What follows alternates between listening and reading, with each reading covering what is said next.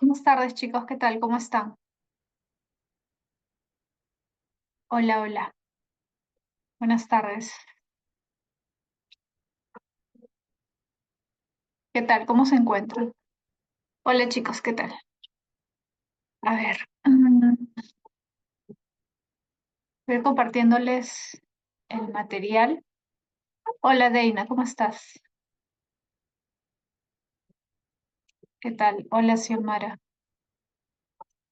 Está Ángela, Robert. ¿Qué tal, chicas? Chicos y chicas. Miguel, ¿qué tal? A ver, voy a compartirles el material, ¿ya? Disculpen que me haya conectado un poquito tarde porque, no, pocos minutos, ¿no? Pero en realidad, estaba a tiempo, sino que traté de conectar el cargador y no cargaba la laptop y no sabía por qué no cargaba. No entendía. Recién me di cuenta que estaba desconectado de la extensión de la corriente. Ya, ya se está viendo, ¿no? Ya, perfecto. Bien, chicos, vamos a empezar entonces, ¿ya? Ya se está sintiendo frío, ¿no? A ver, ya. Hoy día vamos a ver el tema de filosofía en el Perú y Latinoamérica. Ese es el tema que nos toca ver, ¿ya? Ahora, yo sé que este tema usualmente es un poquito pesado para la mayoría porque es un tema donde hay bastante información, bastantes nombres, datos, ¿no? Para algunos, sobre todo los que no tenemos buena memoria como yo, a mí me costaba, me acuerdo cuando yo me preparaba, me costaba bastante aprender este tipo de temas, ¿no? Donde había bastantes datos, nombres, fechas, periodos. Pero en realidad no es tan complicado, simplemente hay que entender más o menos cómo se van desarrollando las ideas, cómo van incluso discutiendo, debatiendo ciertas corrientes o ciertos pensadores, ¿no? A veces sirve también, sobre todo, eso, ¿no? Relacionar corrientes como una critica a la otra. Por ejemplo, vamos a ver la crítica del espiritualismo al positivismo, ¿no? De esa manera se hace más sencillo. Y además, bueno, que también hay ciertos eventos, ciertas épocas que marcan un periodo importante en la historia del Perú, como la Guerra del Pacífico, ¿no? Entonces, digamos que no es tan difícil dentro de todo, pues recordar que en ese periodo, sobre todo a finales de la guerra con Chile, es que aparece y se desarrolla el positivismo, ¿no? En buena medida como una crítica a la ineficaz y la ineficiencia de la clase política peruana, ¿no? En manejar la guerra, ¿no? Bueno, entonces vamos a ir viendo los distintos temas relacionados con este gran tema que es filosofía en el Perú y Latinoamérica.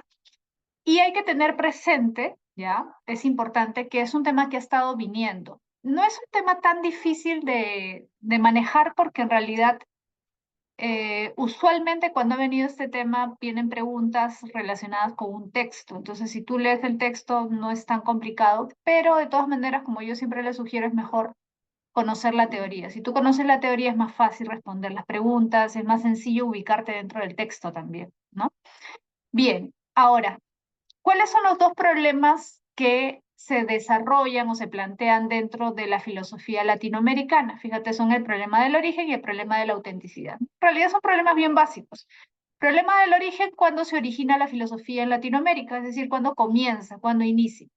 Acá la postura, digamos, más aceptada, tradicional, es esta, que la filosofía comienza a existir aquí gracias a la llegada de los españoles, es decir, que ellos son los que traen el pensamiento filosófico. Sin embargo, hay que tener presente que hay algunas tesis que plantean que ha habido un pensamiento filosófico antes de la llegada de los españoles. Sin embargo, el gran problema con esta tesis, con esta postura, es que se carece, por ejemplo, de fuentes escritas, ¿no? Por ejemplo, en el caso del Perú, especialmente, no hay vestigios de escritura, entonces es muy difícil saber exactamente qué pensaban en aquella época. todo lo que nos ha quedado se ha dado a través de la tradición oral. Y como ustedes deben saber, la tradición oral a lo largo pues de cientos de años también va cambiando, ¿no? Entonces es un poco complicado, por eso basarnos en mitos, por ejemplo, para sostener que hay pensamiento filosófico antes de la conquista española, ¿no? Ahora, los españoles llegan acá a América. ¿Y cómo es que traen la filosofía o cómo es que se comienza a difundir la filosofía o el pensamiento filosófico? Básicamente a partir de la fundación de universidades. Son las universidades los principales focos de difusión de la filosofía, de ideas filosóficas, como vamos a ver en un momento, ¿ya? Entonces, ¿cuál es la postura, digamos, aceptada académicamente? Esta, ¿no? Que la filosofía es traída por la conquista española. Ahora, el problema de la autenticidad es otro problema. Este problema lo vamos a ver al final, ¿no? Que es un problema también simple. En realidad, la pregunta es, ¿existe una filosofía latinoamericana original, auténtica, propia? ¿O simplemente lo que nosotros hemos hecho es copiar el pensamiento filosófico europeo?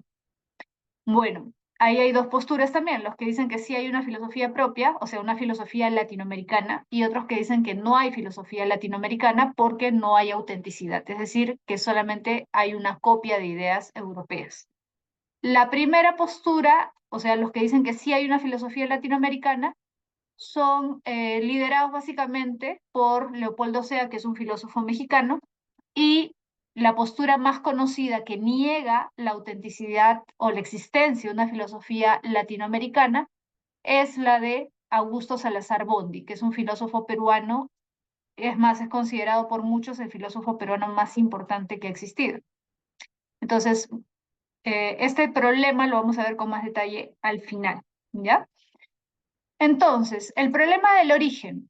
¿Cuándo comienza a haber filosofía en Latinoamérica del Perú? Ya dijimos, con la conquista española. Esa sería la etapa filosófica, con la llegada de los españoles.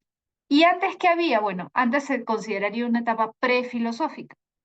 No había filosofía, sin embargo, eso no quiere decir que no habría ningún tipo de conocimiento. Evidentemente había un conocimiento, pero un conocimiento de otro tipo, ¿no? Un pensamiento mitológico, mítico, y también un conocimiento técnico o incluso como algunos consideran científico, ¿no? Porque había un desarrollo, un avance del conocimiento del entorno, por ejemplo, el conocimiento del clima, el conocimiento de las estaciones, de los pisos ecológicos y una serie de cosas que eran propias de las culturas prehispánicas, ¿no?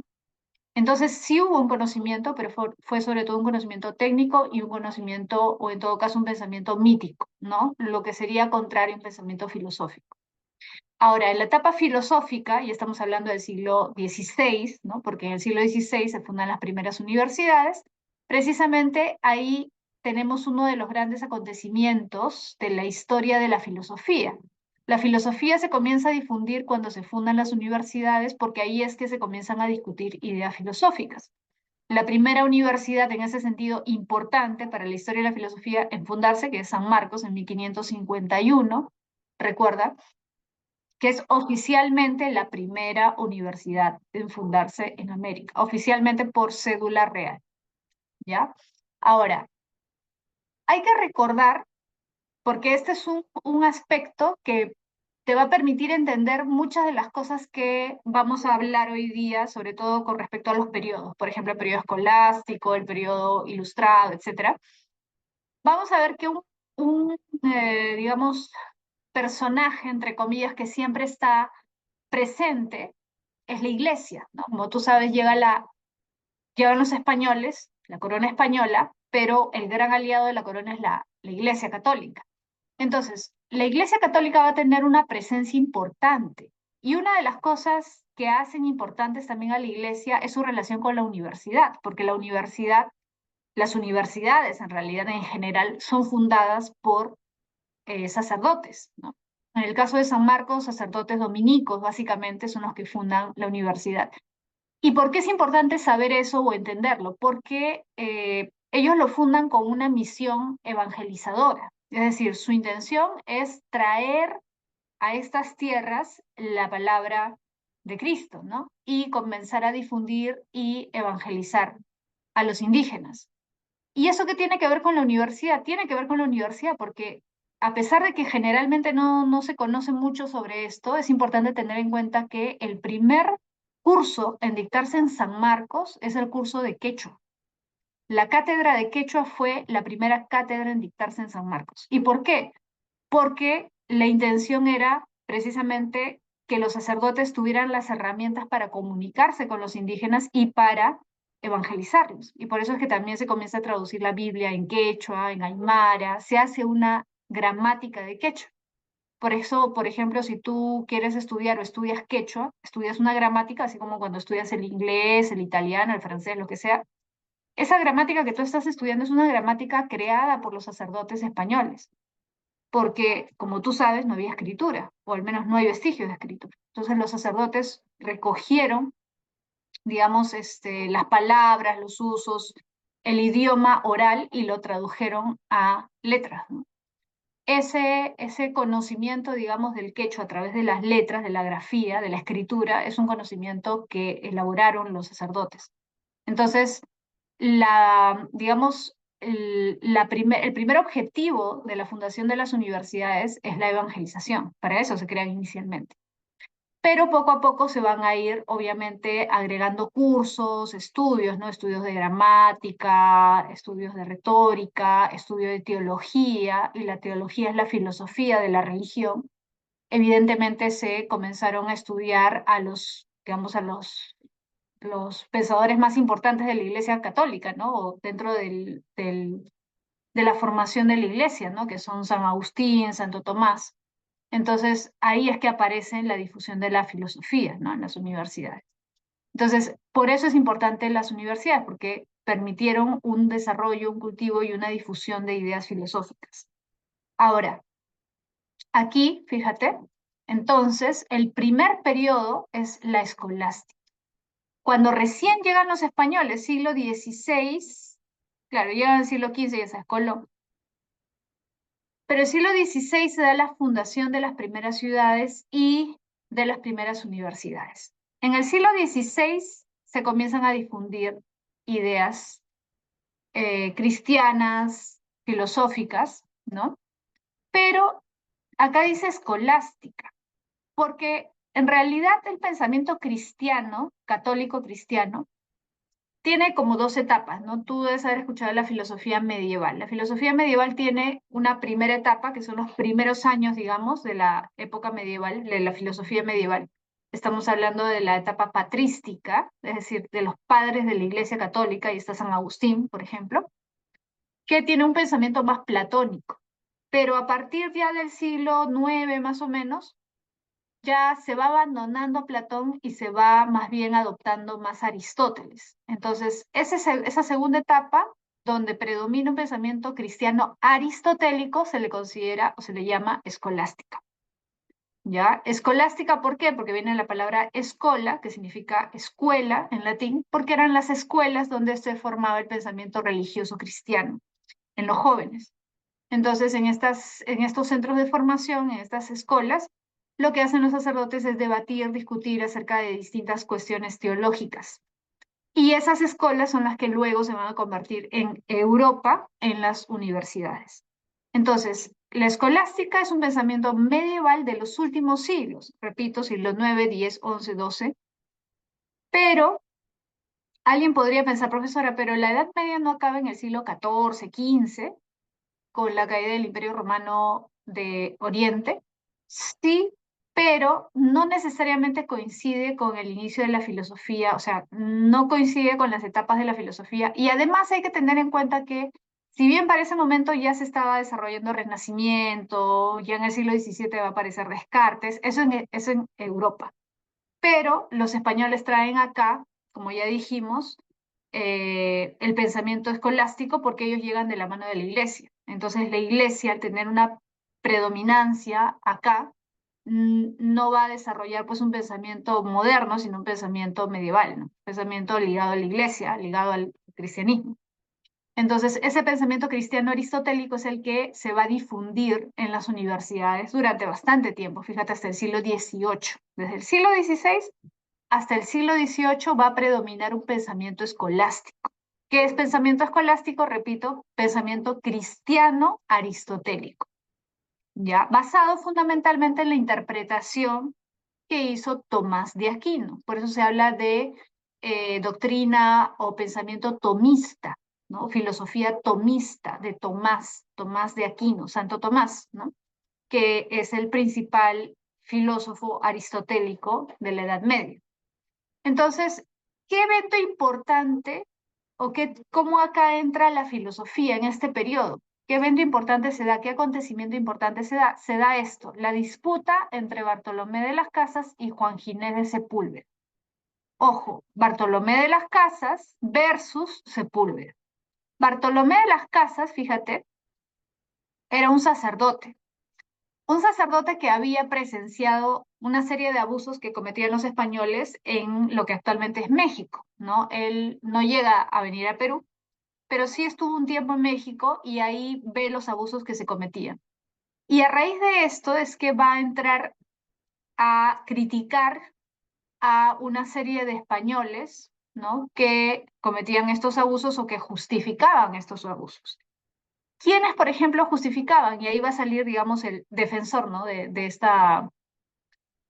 maltrato al indígena, Sepúlveda. Juan Ginés de Sepúlveda no era un sacerdote, era un jurista, era un hombre de leyes, digamos el equivalente a un abogado, un juez de nuestra época. Su perspectiva para ir en contra de los indígenas, para criticar a los indígenas, es una postura jurídica. ¿Por qué? Porque Sepúlveda considera que no se puede aceptar la violación de las leyes. Desde su perspectiva, España ha traído la civilización, había traído la civilización acá a América, con una serie de leyes. Y los indígenas, al no acatar esas leyes, estaban yendo en contra de la civilización, en contra de la razón. ¿Por qué? Porque si existen leyes es porque el hombre se ha dado cuenta de que es correcto, que es mejor, y gracias a esa, digamos, capacidad de su razón, es que es que crea estas leyes para vivir mejor. Entonces el indígena, a ir en contra de las leyes que el hombre ha creado con su razón, está yendo en contra de la razón, está yendo en contra de la racionalidad. Por lo tanto, se está portando de manera irracional. Entonces, si el indígena sigue portándose de manera salvaje, en contra de la ley, de manera irracional, entonces no es un ser racional. Y si no es un ser racional, entonces no es un hombre. ¿Te das cuenta? Entonces ahí aparece precisamente el factor aristotélico. ¿Por qué? Porque la Edad Media recuerda, domina el principio de autoridad. ¿Te acuerdas? El principio de autoridad o lo que se conoce también como falacia verecundiam. Es decir, si lo dijo tal, que es muy connotado, muy conocido, que es un sabio, etcétera, que es una persona muy destacada, entonces tiene que ser cierto. Y eso era lo que hacían en la Edad Media, ¿no? Entonces, eso es lo que plantea de alguna forma Sepúlveda, porque dice, bueno, según Aristóteles, el hombre se caracteriza por ser un ser racional. Pero si los indígenas van en contra de la razón, entonces no se están comportando como hombres, no son hombres porque están actuando irracionalmente. Por lo tanto, nosotros no tenemos que tratarlos como hombres. Estamos justificados de maltratarlos si es que no quieren aceptar racionalmente las leyes que ellos deberían aceptar. ¿Te das cuenta? Entonces, ahí viene este tema, ¿no? El indígena es humano. Mira, abiertamente no decían que no era humano, pero sí lo insinuaban. No lo podían decir abiertamente, ¿sabes por qué? O sea, no podían decir es un animal. Decían que eran salvajes, pero no decían que eran animales. ¿Por qué? Porque ellos sabían que eso les podía traer problemas con la propia iglesia, porque la iglesia, el papa de esa época había prohibido que se cuestionara la humanidad de los indígenas. Entonces, por eso es que evitan decirlo abiertamente, pero lo dan a entender, ¿no? Y como te decía, si el indígena entonces es un salvaje, entonces se justifica que, digamos, le hagas entender, entre comillas, por la fuerza, ¿no? Entonces la guerra se justifica, es decir, el maltrato se justifica, la guerra es justa, la violencia es justa contra el indígena, ¿no? Se justifica el maltrato contra el indígena. Esa es la posición de Sepúlveda, ¿ya? A ver, chicos, espérenme un minutito, por favor, porque tengo que recoger algo acá. acá abajo, ¿ya? Un ratito.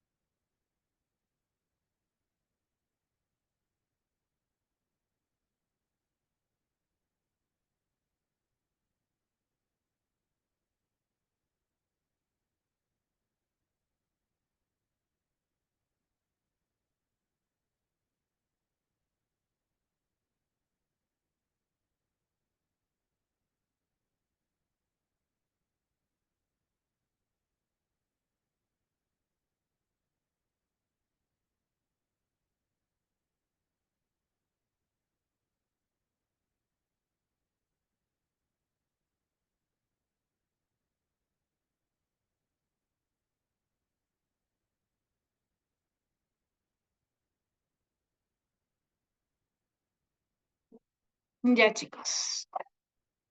A ver, ya. Entonces, les estaba diciendo que Sepúlveda, si te das cuenta desde un punto de vista jurídico, justifica el maltrato hacia el indígena, es decir, justifica la guerra, la violencia. Desde su perspectiva, el indígena no es igual al español y por lo tanto tiene que someterse al español porque todavía no es un ser civilizado, es salvaje, ¿no? No, repito, no dice abiertamente que es un animal, pero un poco lo sugieren, ¿no? Entonces Bartolomé de las Casas va a tomar una posición contraria, es decir, Bartolomé de las Casas va a salir en defensa de los indígenas y va a plantear que el indígena es tan racional como los españoles. Es decir, si hablamos de el ser humano como un ser inteligente, el indígena es igual de inteligente o incluso más, dice Bartolomé de las Casas en algunos casos, ¿no?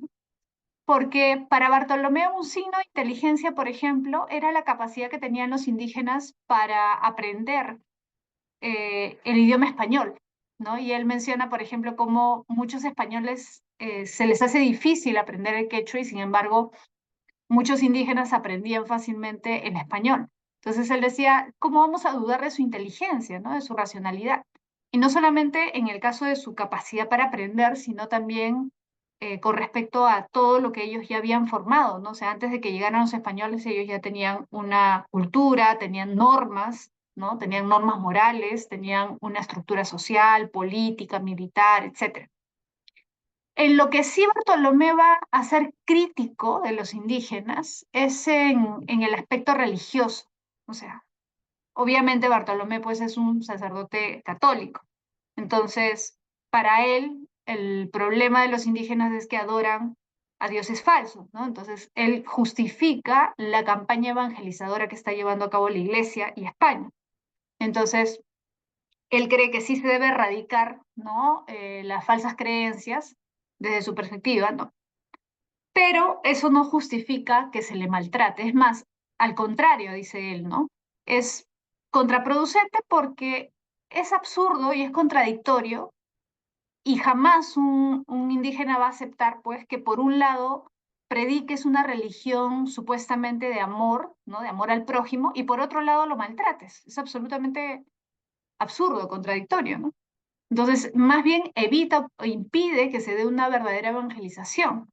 Entonces, Bartolomé por eso también es crítico de esos maltratos y esos abusos que se dan contra los indígenas. Repito, eso no quiere decir que no se trate de hacer cambiar esas costumbres o esas creencias, pero no con la violencia, dice él, ¿no? Por eso él cree que la guerra, es decir, el uso de la violencia contra el indígena es injustificada. Es decir, la guerra no es justa. ¿Ya? Ahora, Bartolomé de las Casas tiene este debate que también se conoce como disputa de Valladolid, porque se dio en la ciudad de Valladolid, en España, con Sepúlveda, en realidad en varias sesiones, ¿no? No fue un encuentro, fueron varios encuentros que se dieron más o menos a lo largo de casi 2 años, año y medio. Al final de estas reuniones, muchos consideraron que Bartolomé había sido el ganador, digamos, ¿no? Y gracias también a este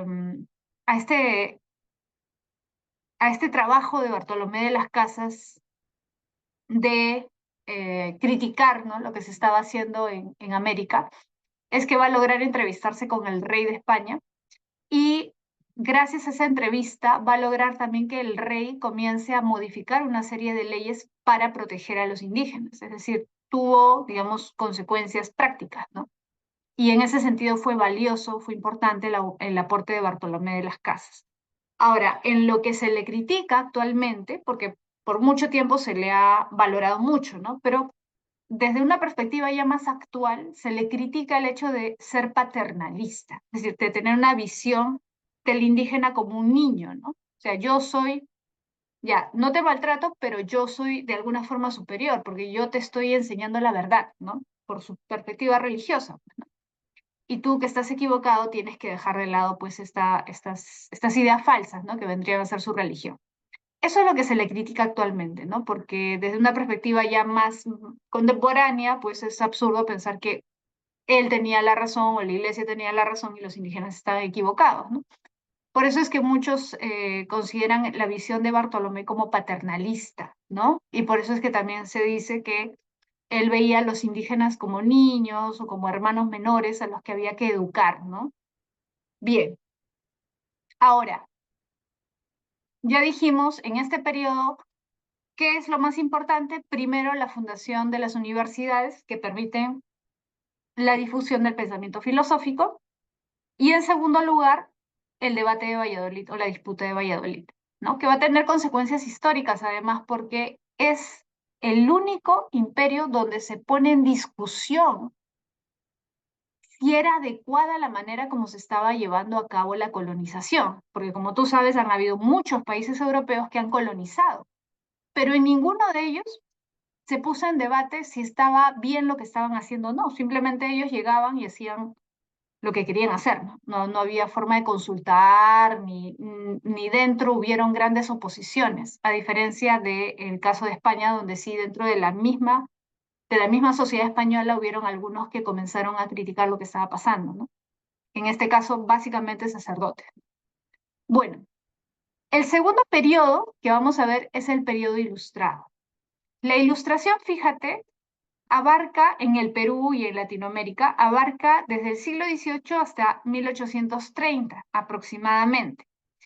Siglo XVIII, que es en realidad el siglo en el que aparece la ilustración también en Europa, porque la ilustración es una corriente europea, una corriente de pensamiento, una corriente filosófica europea. Como ya deben saber algunos por historia, en historia creo que ven este tema, la ilustración es una corriente que principalmente enfatiza en la razón como la principal cualidad del hombre, ¿no? O sea, la razón es la cualidad que nos hace humanos. Por lo tanto, si un hombre es hombre, tiene que usar su razón. O sea, no puede, digamos, guiar su vida por la superstición, los prejuicios, todo eso es, digamos, antirracional, ¿no? Irracional.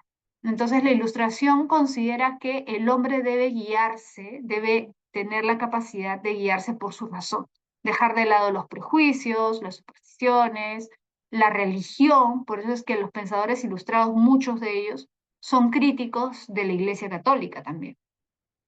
Ahora, estas ideas ilustradas llegan a Latinoamérica como a través de libros, por ejemplo, y también a través de los propios criollos, muchos de ellos que iban a educarse a Europa, es decir, hijos de españoles que habían nacido acá, pero como en ese momento todavía pues no había un gran desarrollo de la educación, optaban por irse a Europa y conocer allá, ¿no?, en general, y educarse allá. Y luego regresaban con las ideas que estaban de moda allá. Entonces comienzan a traer esas ideas y comienzan a discutirse esas ideas también acá en el Perú. Bueno, en el virreinato, ¿no?, del Perú. Y en los virreinatos en general, ¿no?, de Latinoamérica. Estas ideas ilustradas van a ser importantes, ¿por qué? Porque recuerda que la ilustración de alguna forma propicia la Revolución Francesa. La Revolución Francesa que es uno de los grandes acontecimientos históricos, ¿no? Y el contexto de la Revolución Francesa es un contexto muy parecido al contexto, hasta cierto punto, ¿no?, que se estaba dando acá. ¿Por qué? Porque recuerda que la Revolución Francesa es una revolución burguesa. Los burgueses se rebelan, ¿no?, buscan la caída de la nobleza, ¿no? Son críticos de la nobleza y digamos, de los privilegios, porque consideran que era injusto, ¿no? Que no había una igualdad. O sea, consideraban que eran marginados, a pesar de que ellos también eran personas valiosas, que eran personas que aportaban, que tenían dinero, no tenían los mismos privilegios. Entonces, esa especie de ruptura social que se dio en Francia y que motivó la Revolución Francesa también existía acá. ¿Por qué? Porque acá existían los españoles, los que ocupaban básicamente los cargos, ¿no? Que daba la corona, y los criollos, ¿no? Y la mayoría de criollos, pues no era de una clase, por decirlo así, acomodada, pero que no tenía todos los privilegios que tenían los españoles, por el solo hecho de ser nacidos acá, o sea, por el solo hecho de ser criollos. Entonces, los criollos van a ver pues que no les conviene, ¿no? No les conviene seguir sometidos a la corona española. Entonces van a haber una serie de criollos que van a comenzar a difundir estas ideas. Entre ellos, Juan Pablo Vizcarra Guzmán. Juan Pablo Vizcarra Guzmán es el famoso escritor, pensador, que escribe la famosa Carta a los Españoles Americanos, ¿no? Que quizás algunos conocen. La Carta a los Españoles Americanos es una carta donde él enumera una serie de razones que él considera pertinentes para mostrar que es más conveniente vivir desligado de la corona española, ¿no? Y se burla de esta, digamos, romantización que muchos criollos tenían de ver a España como la madre patria, ¿no? Que es una frase que hasta ahora ha quedado, ¿no? La madre patria, España la madre patria. Y él dice, pero en realidad España no se porta como una madre con nosotros, se porta como una madrastra, ¿no? Porque en vez de nutrirnos, de apoyarnos, de ayudarnos, más bien se aprovecha de nosotros, nos trata mal. ¿Qué, en realidad, qué beneficio tenemos nosotros de seguir unidos a España? El beneficio lo tienen ellos, ¿no? O sea, los españoles, pero nosotros no. Incluso hay limitaciones al comercio, ¿no? Por parte de España con respecto a otros países. Entonces, Vizcarra y Guzmán comienza por eso a mostrar, digamos, todos los inconvenientes de seguir atados a España, ¿no? Y es una carta pública, digamos, ¿no? Que él hace. Ahora, aparte de Vizcarra y Guzmán, hay otros pensadores, obviamente, muchos, pero uno de los que es más importante es Hipólito Unanue. Recuerda que Hipólito Unanue no solamente era médico, recuerda que se le conoce como padre de la medicina peruana, pero no solamente era médico, era escritor, era pensador, era un ensayista, era un intelectual. Y él escribía constantemente en distintos medios, y uno de ellos, el más conocido, era el Mercurio Peruano, donde aparte de él escribían otros. En el Mercurio Peruano precisamente van a escribir una serie de personajes con esta tendencia ilustrada. Entonces, por eso es que muchos consideran que el Mercurio Peruano va a ser el órgano de difusión de las ideas ilustradas en el Perú en el siglo XVIII. En este periódico van a escribir también sacerdotes con ideas ilustradas, porque también hubieron sacerdotes con ideas ilustradas, aunque pudiera sonar un poco contradictorio, habían.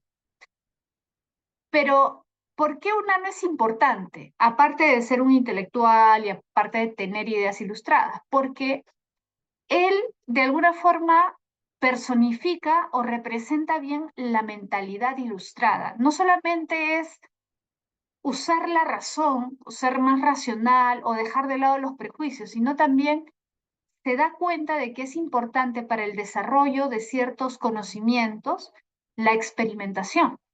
Es decir, ya, la teoría es importante, pero hay ciertas áreas como la medicina, precisamente, donde es necesario también un conocimiento empírico, práctico. Y por eso acá viene otro factor que no debes olvidar de la ilustración, el empirismo. Claro, algunos pueden pensar que es contradictorio el racionalismo con el empirismo, pero no necesariamente, porque los ilustrados franceses, recuerda que la ilustración se desarrolla en toda Europa, aunque principalmente en Francia, pero en toda Europa. Por ejemplo, Hume, que era un escocés de habla inglesa, era un ilustrado y era empirista. Y muchos franceses que planteaban que la razón era la principal cualidad del ser humano, además de eso, eran empiristas. ¿Por qué? Porque creían precisamente por su racionalismo, que se debía dejar de lado la religión y se debía hacer un estudio racional de la naturaleza. Pero para estudiar, por ejemplo, las plantas, los animales, tienes que hacer experimentos, no puedes hacerlo de manera solamente teórica.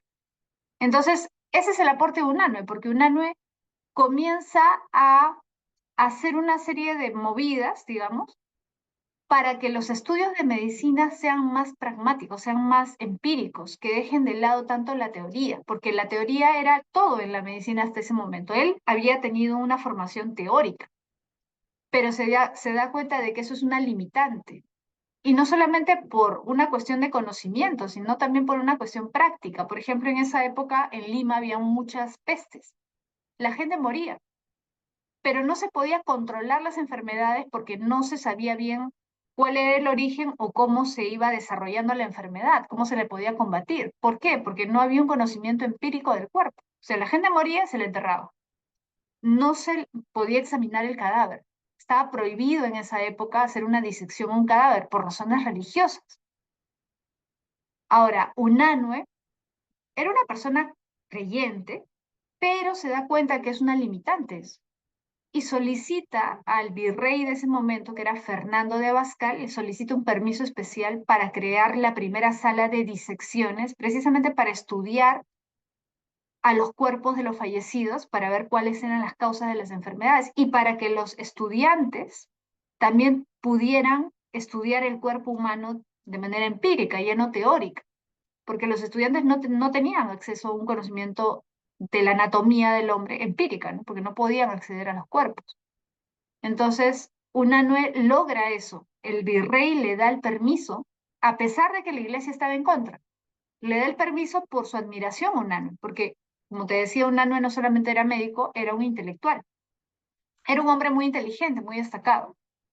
Entonces, lo que hace Unanue, de alguna forma, revoluciona los estudios de medicina en el Perú, y por eso es que es considerado el padre de la medicina peruana. ¿Sí? Ese empirismo, ¿no? Es uno de los rasgos de la ilustración, ¿no? Ese énfasis en la experimentación, ¿sí? Entonces, en este periodo se comienzan a difundir esas ideas. Recuerda, las ideas ilustradas son las que influyen en la Revolución Francesa. ¿Cuál es el lema de la Revolución Francesa? Libertad, igualdad y fraternidad. Libertad. ¿Había libertad con la corona? No, porque habían ciertas limitaciones al comercio, por ejemplo, ¿no? Igualdad, ¿había igualdad? No, porque los criollos no tenían los mismos privilegios que los españoles. Fraternidad, ¿había solidaridad entre criollos españoles? No, porque los españoles no les importaba la situación de los criollos, porque ellos tenían privilegios. Entonces, esos ideales van a ser ideales que ellos también van a adoptar. Además, hay que tener presente que la Revolución Francesa y la Revolución Americana, la revolución de la independencia de las 13 colonias, ¿no?, inglesas en América, la Revolución Americana se da antes incluso de la Revolución Francesa, pero esos dos eventos van a influir porque ellos se van a plantear eso, ¿no? Van a decir, ¿y por qué si han podido darse estos cambios sociales en otros lugares del mundo, nosotros no podemos hacer lo mismo? ¿Por qué si los americanos del norte se han liberado de la opresión de Inglaterra, de Gran Bretaña, nosotros no podemos hacerlo? Entonces, ahí se va a dar un quiebre, ¿no? Esa influencia de las noticias que iban llegando acá a través de los periódicos, a través de los mismos criollos que iban a educarse y regresaban acá, o incluso, ojo, hubieron criollos que viajaron a Estados Unidos. No solamente era que se educaban en Europa, también viajaban a Estados Unidos para saber cómo se había dado el proceso de independencia en Estados Unidos. Y trajeron esas ideas. Y a raíz de esa difusión de ideas es que se hace toda esta campaña emancipatoria, ¿no? Entonces, esto, siglo XVIII, hasta el siglo XIX, fíjate, 1830, ya para esta fecha el Perú ya es independiente. Y varias de las naciones sudamericanas, latinoamericanas, logran su independencia. Es todo el proceso de emancipación. Pero, ¿qué va a pasar en esos primeros años, porque esos primeros años son años de formación, pero ¿cómo son los primeros años del Perú republicano? A ver, tú dime.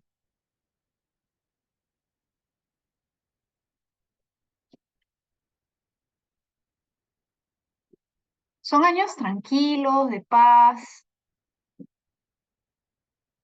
de conciliación, de acuerdo. Claro, son, exacto, Víctor, son puro golpe de Estado, son caóticos, muy bien, Xiomara. Exacto, de inestabilidad, que no sabías qué está pasando. Un poco como ahora, sí, hasta cierto punto, pues, ¿no? ¿No? Y han habido varios presidentes que se han ido sucediendo uno tras otro. En esa época era peor todavía, ¿no? Porque los presidentes duraban días, semanas, meses, muchos no sabían quién estaba gobernando en ese momento. Ahora al menos tenemos medios de comunicación y nos enteramos rápido, ¿no? Pero en esa época no, la gente no se enteraba tan rápidamente quién había tomado el poder, ¿no? Esa época es la época del primer militarismo, ¿no? Donde aparecen una serie de caudillos militares que quieren luchar por el poder, ¿no? Quieren tomar el poder. Esa inestabilidad, esa inestabilidad, ¿qué ocasiona? ¿Qué ocasiona? Cuando hay inestabilidad, lo que pasa muchas veces es que la gente comienza a añorar el pasado, ¿sí o no? Hay gente que cuando no le va muy bien, comienza a pensar en cómo estaba hace unos años, ¿no? Y comienza a recordar con nostalgia el pasado. Y piensa, bueno, antes no estaba así, ¿no? Estaba mejor, ¿no? Como ahora, ¿no? No sé si te has dado cuenta, pero hay algunos que dicen, bueno, el gobierno de tal no fue tan malo, ¿no? Porque, porque no encuentran líderes, pues, ¿no? No encuentran gente que los represente o gente al menos que le dé estabilidad al gobierno. Y eso pasa en ese momento, o sea, comienzan a aparecer personajes que consideran que estábamos con todos sus defectos mejor con los españoles, que España al menos gobernaba, o sea, sabías quién estaba gobernando, había cierta tranquilidad, había paz que no existía en ese momento, ¿no? En los primeros años de la República. Entonces, ¿quiénes van a aprovechar esa situación, esa sensación de desasosiego, incertidumbre? Los conservadores. Porque los conservadores van a plantear que sería mejor que regresaran los españoles, que la corona española es la indicada para gobernar esos países, que nosotros no estábamos preparados, ¿sí? ¿Y quién se va a oponer a esa visión conservadora? Los liberales. Líder de los liberales, Benito Lazo. Líder de los conservadores, a ver quién se acuerda, Bartolomé Herrera. No te vayas a confundir con Bartolomé de las Casas. Bartolomé Herrera. Bartolomé Herrera, líder de los conservadores. Bartolomé Herrera era un sacerdote. Como tú ya sabes, la iglesia estaba muy ligada a la corona. Y obviamente unos, digamos, de los que se habían visto más afectados con la expulsión de la corona fueron los sacerdotes, la iglesia. La iglesia pierde un poco de poder. Entonces, muchos sacerdotes van a buscar que regrese la corona a tener el poder de estas tierras. Bartolomé Herrera era uno de los sacerdotes más importantes que había ocupado cargos importantes en la época colonial. Y él tenía una visión providencialista. No sé si han escuchado del providencialismo. El providencialismo es un tema que ha venido en examen de admisión. El providencialismo hace referencia a la idea de que hay una especie de plan divino, ¿no? Esa es la providencia, ese plan divino que, o sea, es un plan que Dios ha establecido, ¿no? Para llevar la verdad a todos los lugares del mundo. Entonces, cuando la corona llega a estas tierras, lo que permite es que llegue la verdad, ¿no? O sea, la palabra de Dios. La evangelización por eso era una de las misiones principales, supuestamente, de la conquista. Entonces, nosotros, por decirlo así, al expulsar los criollos, al expulsar a la corona española, estaban yendo en contra de la providencia, estaban yendo en contra de los deseos de Dios. Entonces, por eso es que Dios nos estaba castigando y nos estaba yendo mal. Entonces, para resolver esa situación tenía que regresar la corona a gobernar. Esa era más o menos la lógica que seguían los conservadores. Pero ellos también hablan, fíjate, de la soberanía, soberanía de la inteligencia, de la inteligencia. Los conservadores hablan de la soberanía de la inteligencia, ¿por qué? Porque la soberanía de la inteligencia hace referencia a que el soberano debe ser el más preparado, o mejor dicho, los más preparados deben ser los que gobiernen, los más, digamos, capacitados.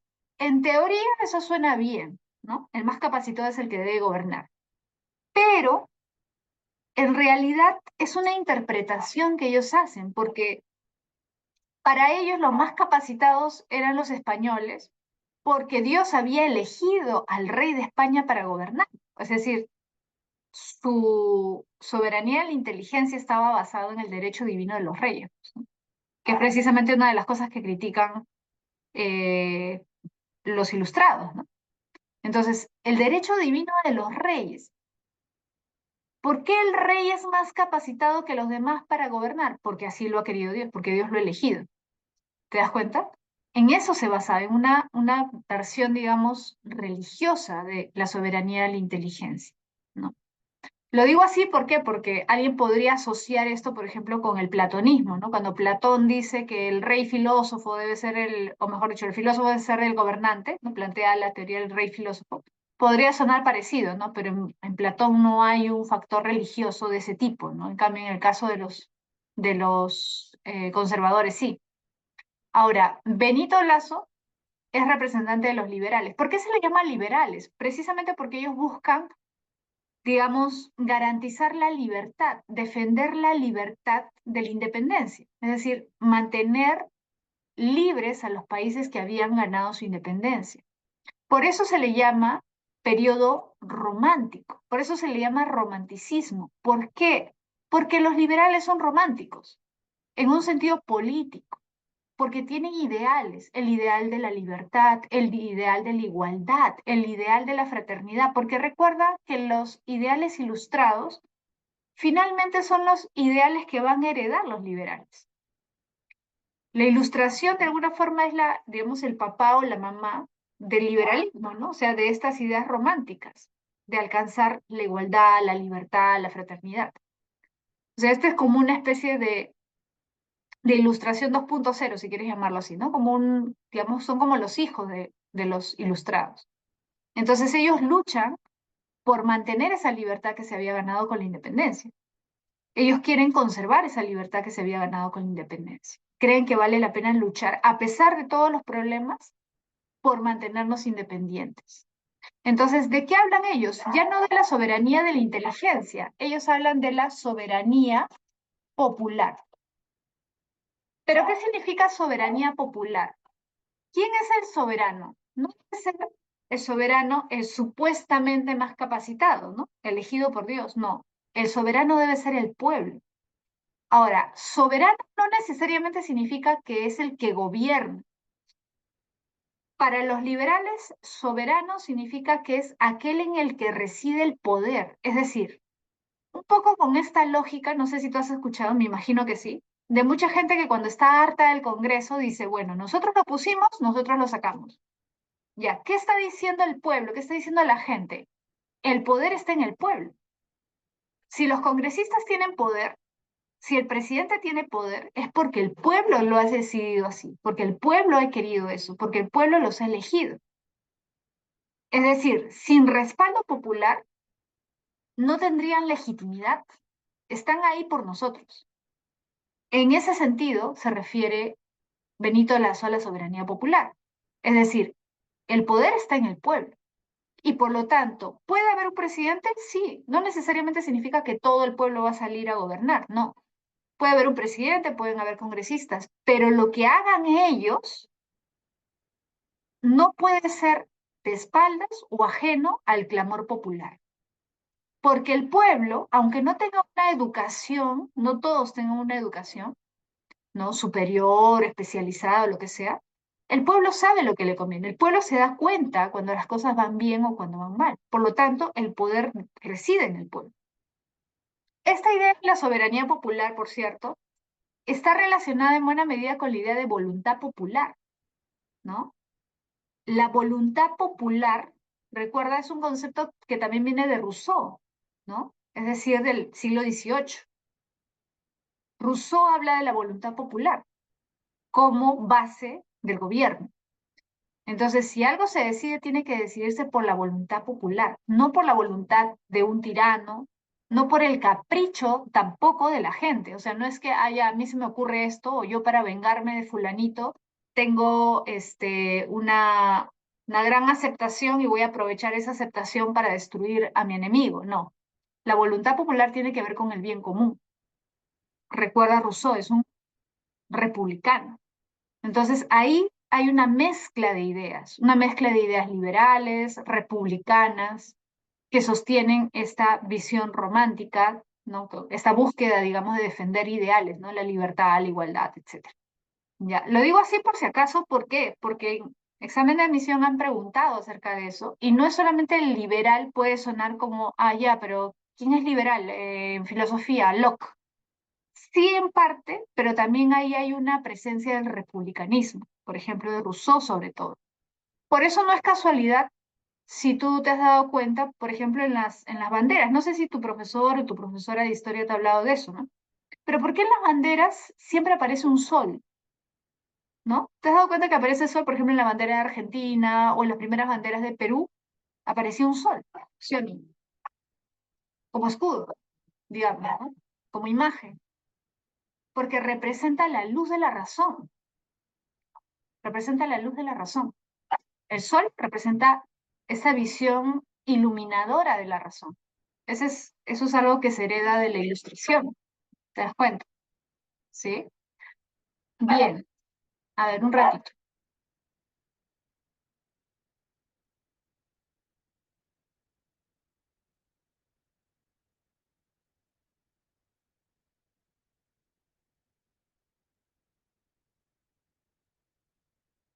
Ya, a ver.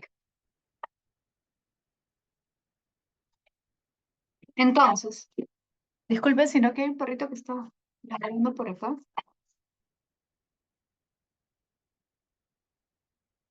¿Se escucha el perrito? Sí, ¿no? Me distrae un poco. A ver. Ya, entonces, estábamos en positivismo. Ya, vamos a pasar a positivismo. Ya, mira. Entonces, el romanticismo va de 1830, o sea, los primeros años, hasta 1880, o sea, las primeras décadas, ¿no? Las primeras décadas del Perú como república, ¿no? Los primeros 50 años más o menos. Y luego va a aparecer el positivismo. El positivismo, como tú sabes, es una corriente europea, ¿no? Igual que la ilustración y las ideas de los liberales, ¿no? Todas estas ideas son europeas. Pero el positivismo es una corriente creada por Augusto Comte. Comte, que es un pensador francés, un filósofo francés, recuerda que plantea que el conocimiento humano ha ido progresando a lo largo de la historia. No sé si te acuerdas de esto de la ley de los tres estadios, estadio teológico, estadio metafísico y estadio científico positivo. Es decir, el hombre inicialmente, por ejemplo, las comunidades primitivas, basa su conocimiento en la superstición, en la magia, en la religión.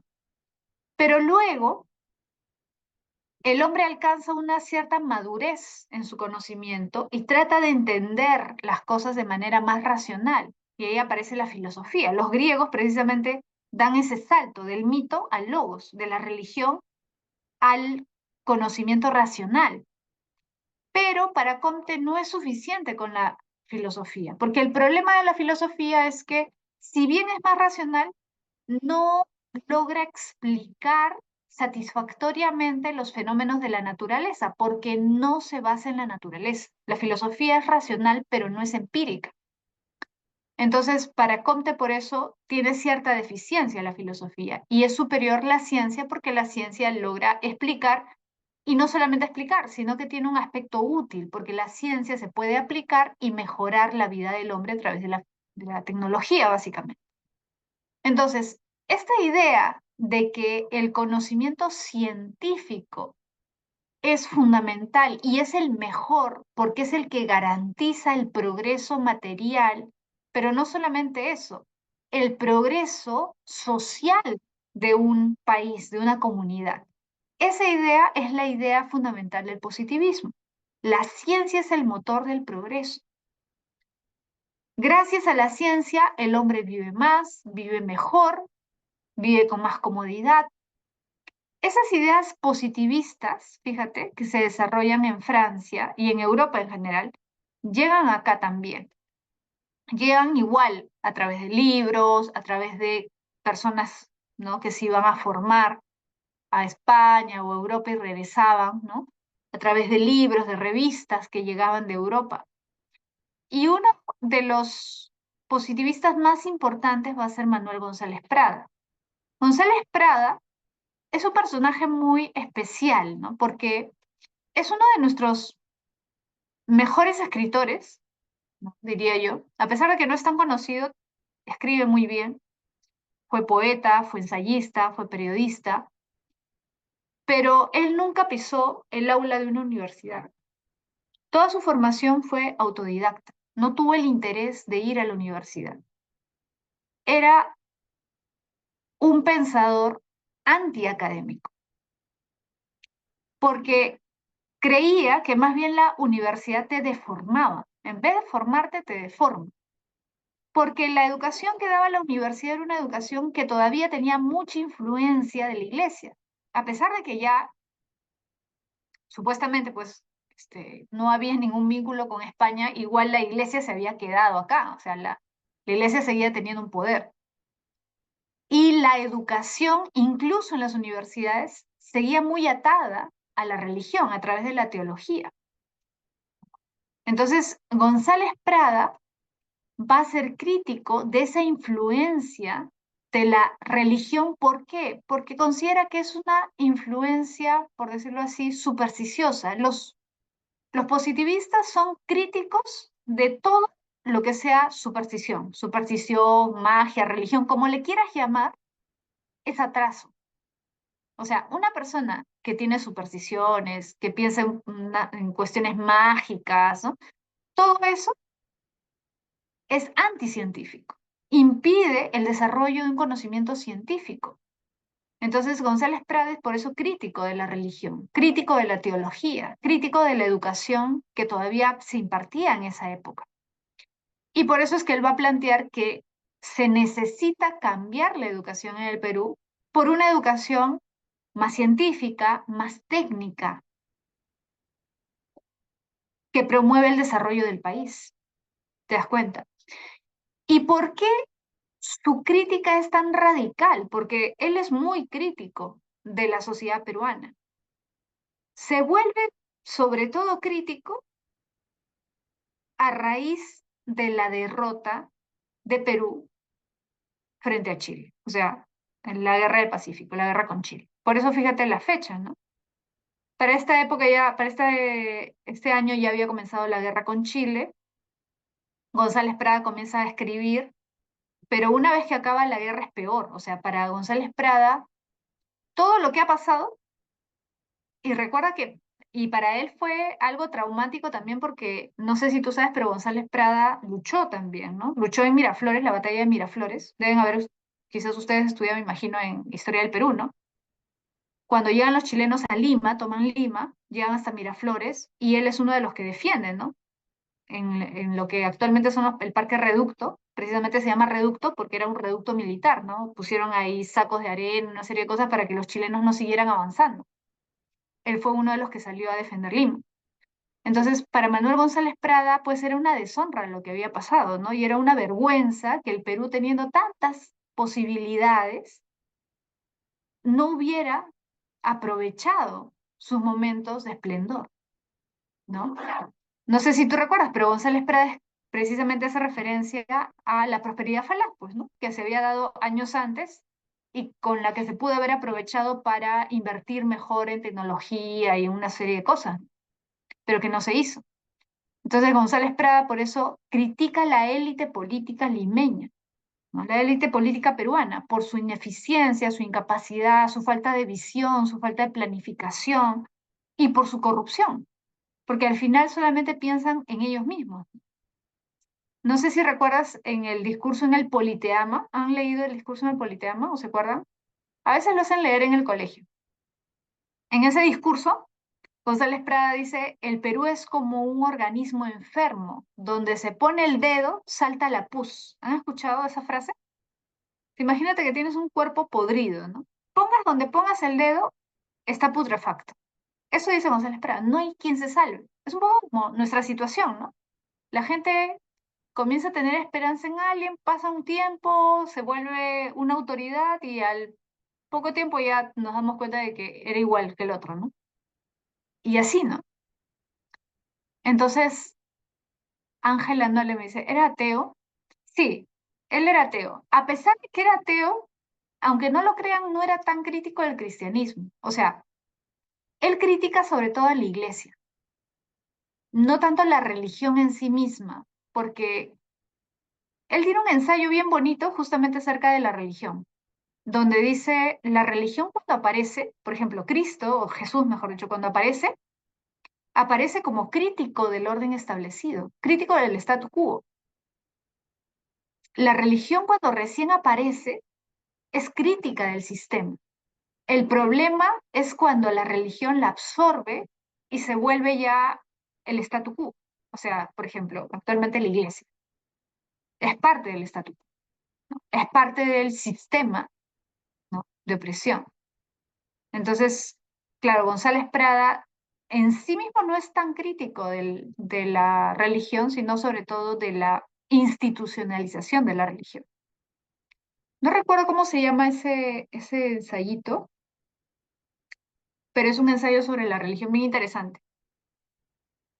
Pero sí, era ateo, ¿no? A pesar de que no es del todo crítico de la religión, era ateo. Ahora, González Prada, fíjate, por eso es crítico de la religión, de la teología, y también es crítico de una educación, a pesar, fíjate, de que él era escritor y poeta, es crítico de una educación excesivamente humanística, porque lo que se enseñaba en San Marcos hasta ese momento era básicamente carreras de letras, ¿no? A excepción de medicina.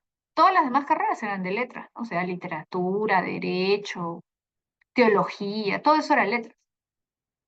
Para González Prada era necesario que se cambiara el tipo de educación que se daba, ¿no? En los colegios y en las universidades. Y para él, parte del fracaso, o gran parte del fracaso en la guerra con Chile, contra Chile es ese, ¿no? La falta de preparación, la falta de especialistas, la falta de ingenieros, etc. Ahora, hay que tener en cuenta que el positivismo no solamente se desarrolla en el Perú, se desarrolla en varios países de Latinoamérica.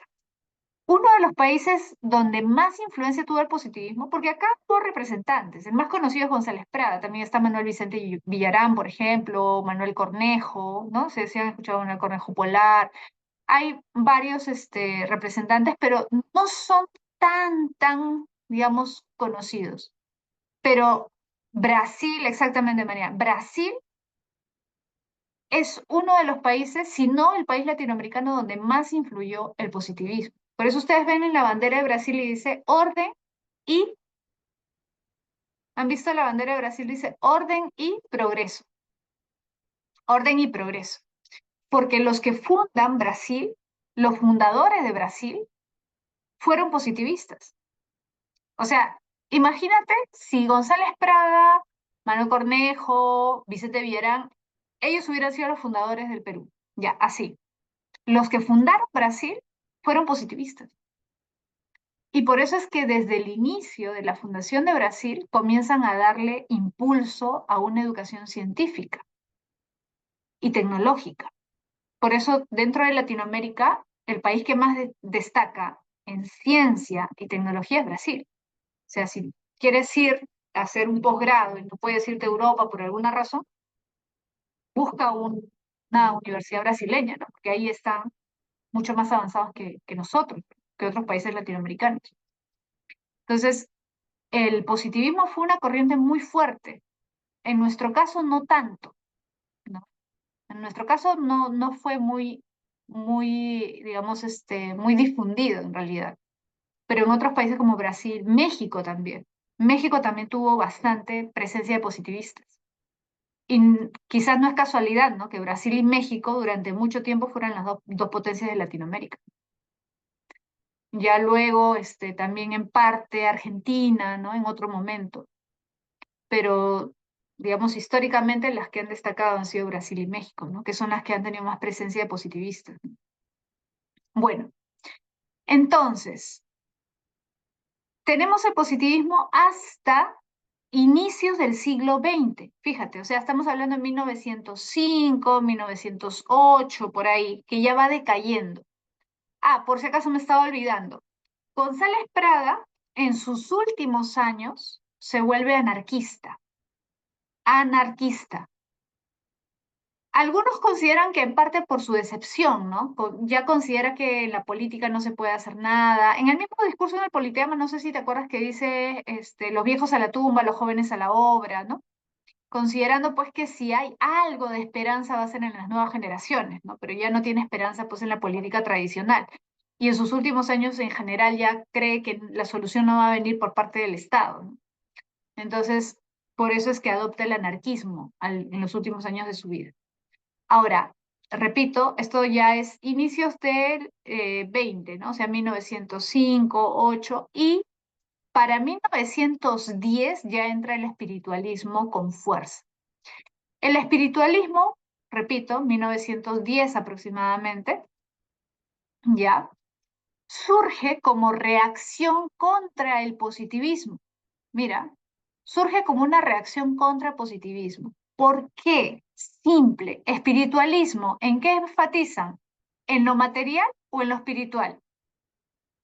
Lo espiritual, obviamente, en el espíritu. Mientras que los positivistas, al hacer énfasis en la ciencia y en la tecnología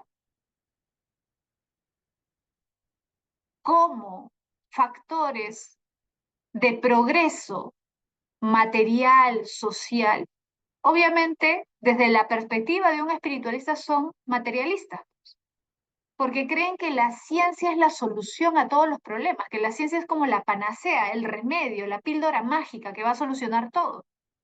Pero los espiritualistas van a decir, ¿realmente la ciencia podrá solucionarlo todo? Ojo, por si acaso, eso no significa que los espiritualistas rechacen la ciencia o crean que la ciencia no sirve de nada, por si acaso. No hay que malinterpretar. O sea, ellos creen que la ciencia ha logrado cosas, pero el problema es este. A ver, para que entendamos mejor el espiritualismo. ¿Te acuerdas del dualismo antropológico de Sócrates y Platón? ¿Te acuerdas? ¿Qué plantea el dualismo antropológico? Antropos, hombre. ¿El hombre es qué cosa? Un ser dual, cuerpo y alma. Pregunta, desde una perspectiva filosófica, ¿no? ¿Qué es más importante, el cuerpo o el alma? Desde la perspectiva de Sócrates y Platón, ¿qué es más importante? El alma, porque el alma no muere, el cuerpo muere. El cuerpo es materia, la materia se desintegra. La materia envejece y muere, desaparece. El alma sobrevive, es eterna. Entonces, desde una perspectiva espiritualista, lo más importante, porque es lo que caracteriza al hombre, es su espíritu, su alma, ¿o no? Somos cuerpo y alma. ¿Tenemos necesidades materiales? Claro que tenemos necesidades materiales, o sea, no somos puro espíritu, ojo, somos cuerpo también, obviamente. ¿Tenemos necesidades materiales? Sí. Pero lo que nos identifica como seres humanos no es el cuerpo, porque un perro tiene cuerpo, un pájaro tiene cuerpo, Una serpiente tiene cuerpo. Nosotros tenemos algo más, tenemos espíritu, ¿sí o no? Pregunta, ¿cuál de esas dos partes es libre? ¿El cuerpo o el alma? ¿El cuerpo o el espíritu? ¿Cuál es libre?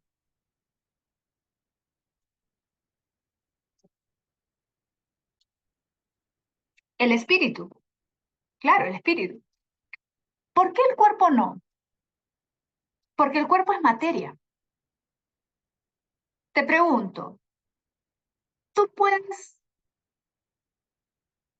controlar 100% tu cuerpo? O sea, por ejemplo, ¿tú puedes decidir no envejecer? No. ¿Por qué? Porque tu cuerpo es parte de la naturaleza y como parte de la naturaleza se rige por leyes naturales. Es decir, la naturaleza tiene leyes que tú no puedes dominar, controlar, evitar.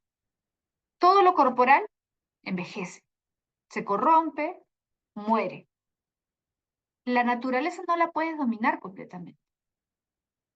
Lo material no lo puedes dominar, pero lo que sí puedes dominar es tu espíritu. Es decir, donde hay libertad, el ámbito de la libertad es tu espíritu. Tú como ser humano eres un ser libre, a diferencia de un animal, porque el animal es cuerpo. En cambio, tú tienes algo que te hace libre, que es tu espíritu, porque tú puedes decidir. Por ejemplo, te pongo un caso bien simple para que te des cuenta. Dime,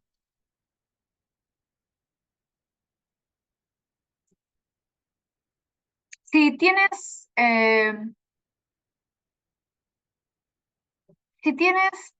muchas necesidades materiales, ¿eso justifica que robes? Sí, imagínate que alguien te roba y lo captura la policía y esa persona dice, no, es que tenía hambre, quería comer y tenía que robar algo para venderlo y comer. ¿Se puede justificar eso? Puedes decir, sí, bueno, pues, no. O sea, tenía que robar, pues, ¿no? Le tenía que comer. No, ¿por qué? Porque es una cuestión de decisión. O sea, al final eres tú el que decide. Hay mucha gente que tiene dificultades económicas y no roba. Trabaja, ve la manera de salir adelante. Ojo, no estoy diciendo que la pobreza, bueno, que si no trabajas, bueno, tienes que ser pobre, ¿no? O que el pobre es pobre porque quiere, ¿no? No me refiero a eso, me refiero a que el ser humano no es un ser determinado.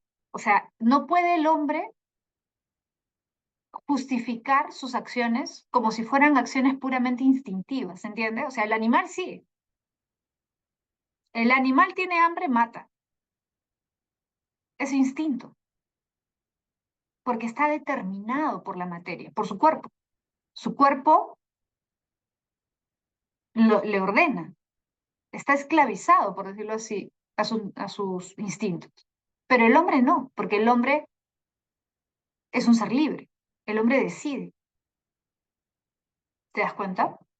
Entonces, ¿por qué el espiritualismo es crítico del positivismo? Porque el positivismo se enfoca en la materia. Recuerda, los positivistas hacen énfasis en el empirismo, los hechos positivos.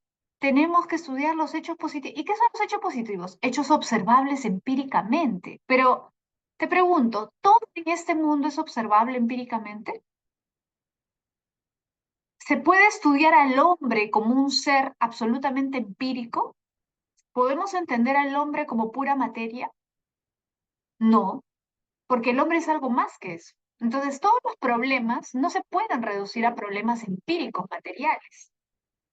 ¿Se entiende? Los espiritualistas tachan de empiristas y materialistas a los positivistas, o sea, los consideran centrados en la materia, en la observación, pero el hombre no es solamente eso. Entonces, y esto ha venido en examen de admisión. No sé si te acuerdas que uno de las preguntas que vino en el último examen, si no me equivoco, decía o hablaban del reduccionismo cientificista. Reduccionismo, y es más, ha venido 2 veces seguidas, creo. Reduccionismo cientificista. ¿Ya? El espiritualismo critica al positivismo por su reduccionismo cientificista. ¿Qué quiere decir eso? Que todo lo reduce a la ciencia, es decir, que la ciencia lo puede todo, que todos los problemas se pueden resolver a través de la ciencia. O sea, todo lo reduce a la ciencia, como si la ciencia fuera la solución de todo. Eso es el reduccionismo cientificista. O sea, ver todo desde una perspectiva muy pequeña, por decirlo así, porque finalmente los problemas sociales, los problemas humanos, no son solo problemas materiales. Sí hay problemas materiales en el ser humano, obviamente, pobreza y todo lo que tú quieras, sí existe, pero no todo se puede a través de la ciencia, porque hay cuestiones que no se solucionan con ciencia. Por ejemplo, un problema que había detectado González Prada, un problema del que habla González Prada que no se resuelve con ciencia. Bien, ¿qué me dice? Que la ciencia no puede resolver.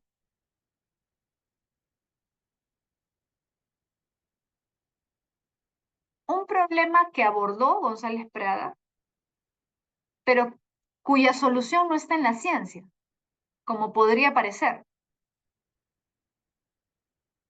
La emancipación mental sí hasta cierto punto, pero algo más específico.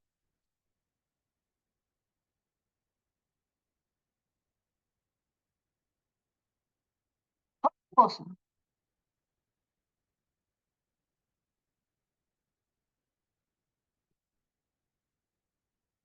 Hay algo más.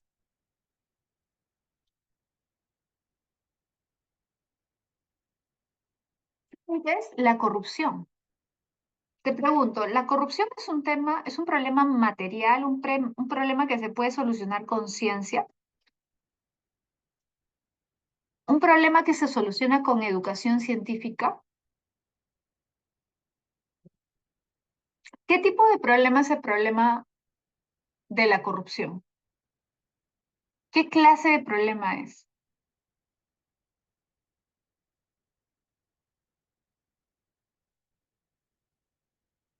¿Qué tipo de problema es? Es un problema social, pero en su origen, o sea, si tú te fijas en el origen, la consecuencia es social, pero el origen es la persona, ¿o no? Por ejemplo, si Pepito roba y eso que roba el Estado termina teniendo obviamente consecuencias sociales, ¿no? O sea, es un problema social, pero el origen es un problema moral. Claro, es un problema ético, es un problema moral. Ahora, ¿ese problema lo puedes resolver con ciencia? ¿Lo puedes resolver necesariamente aumentando la riqueza? No es un problema material, porque, por ejemplo, si fuera un problema material, entonces los ricos no robarían, los ricos no serían corruptos, ¿no? Pero hay ricos que son corruptos o no. O hay gente que tiene mucho dinero y quiere tener más, quiere tener poder, quiere llegar a ocupar cargos públicos para tener más, ¿o no? Entonces no es un problema material, es un problema moral. Entonces, ¿qué van a decir los espiritualistas? Justamente eso, ¿no? A González Prat y a los positivistas les preocupa la corrupción. Perfecto. Y efectivamente, la corrupción es uno de los grandes problemas del país. Ojo, el espiritualismo también se da cuenta de eso. Pero no vas a resolver ese problema con ciencia o con tecnología. No es un problema material, es un problema moral. Entonces, acá surge otra cuestión. ¿Cómo garantizamos que los líderes del país no sean corruptos? Ah, tenemos que darle una educación que los haga moralmente intachables. ¿Y cómo logramos eso? O sea, a los 40 años les vamos a dar un taller de ética, vamos a crear un taller de ética para que se vuelva moral. Obviamente no, pues, ¿no? La moral, ¿dónde se forma? ¿Cuándo se forma? Te pregunto. ¿A los 20 años, a los 30, a los 40 años? Se forma desde pequeño, claro, en las escuelas. Alguien diría incluso en la casa, ¿no? Yo, por ejemplo, creo que desde la casa, pero ya bueno, supongamos que no en todas las casas te pueden dar una formación o los padres no están tan capacitados, qué sé yo. En ambos debería darse, ¿no? Pero los espiritualistas consideran que hay que dar una formación más especial a los niños que tienen ciertas dotes o cualidades naturales. Por eso Alejandro Deustua considera que el papel del docente, del profesor, es importante, porque él tiene contacto directo con los niños y él se puede dar cuenta cuando un niño tiene ciertas dotes de liderazgo, ciertas dotes de empatía también, cuando ese niño destaca por encima de los demás. Tiene que a esos niños, por decirlo así, seleccionarlos para darles una educación especial, una educación humanística, artística, porque es a través de las humanidades y del arte que el espíritu se desarrolla. Para Alejandro Deustua, la ciencia es importante, sí, la técnica, la tecnología es importante, sí, pero el problema es que la ciencia y la tecnología, por decirlo así, son más cuadriculadas. O sea, no hay forma de que tú des tu opinión o de que tu espíritu sea libre. O sea, aplicas fórmulas en la matemática. 1 más 1 es 2. Eso no se puede discutir, ¿cierto? Entonces, para él, en el ámbito científico, técnico, el espíritu humano está, por decirlo así, reducido, mientras que en el ámbito humanístico y artístico, el espíritu es libre y puede desarrollarse mejor. Por eso, para él, debe darse una educación humanística a aquellos niños que van a ser los futuros gobernantes. Y para los demás, educación científica. No hay problema. Pero para los que van a ser futuros gobernantes, hay que educarlos de otra forma, una forma que se garantice una formación de valores sólida, ¿no? Eso es lo que pensaba de uso. Ahora, obviamente, si te das cuenta, eso es una visión un tanto elitista, ¿no? Porque es una educación para un grupo. Ahora, no es elitista, por si acaso, en el sentido de que, ya solamente los hijos de los ricos o solamente los hijos de... No, no en ese sentido, porque él considera que no, o sea, los niños que se van a elegir, digamos, para darles esta educación, tienen que ser aquellos que tienen dotes naturales, más allá de quién sean, ¿no? Pero de todas maneras sí hay un cierto problema, ¿no? Porque de todas maneras hay una visión un tanto elitista de la educación, ¿no? Bueno, entonces eso es lo que propone Alejandro Deustua, que es nuestro principal representante de el espiritualismo en el Perú. ¿Ya? En el Perú. Sin embargo, el espiritualismo es una corriente europea que nace en Francia. ¿Quién es el fundador del espiritualismo? El primer espiritualista, el padre del espiritualismo, Henri Bergson, ¿ya? Que es un francés, un filósofo francés, ¿ya? Ahora, esto, fíjate, es inicio del siglo XX, pero ya en 1920, 1930 aparecen los primeros movimientos sociales. Me imagino que en Historia del Perú tú debes haber visto, o más o menos han conversado con su profesor, su profesora, acerca de la migración, ¿no? La migración del land de la ciudad, cómo la gente comienza a llegar a Lima para buscar oportunidades, trabajo, ¿no? Por las dificultades que había, pues, hasta ahora, ¿no? En provincia. Entonces, comienza a llegar mucha gente y comienzan a aparecer los primeros sindicatos obreros, porque comienzan a ir a ofrecerse a las fábricas para trabajar, ¿no? Entonces comienzan a formarse los primeros sindicatos, se dan las primeras huelgas, las primeras manifestaciones, los primeros paros. Y esa situación de lucha social, digamos, de lucha por derechos, por mejores salarios y todo, propicia la aparición de dos grandes partidos políticos.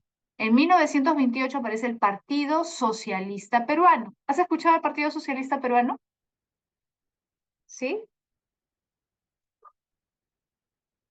Fundado por Mariátegui, que actualmente sigue existiendo, pero le cambian de nombre. Cuando fallece Mariátegui lo cambian a Partido Comunista Peruano, pero era Partido Socialista, en 1928. Y unos años después aparece el APRA, pero el APRA no era un partido peruano, era un partido latinoamericano, ¿no?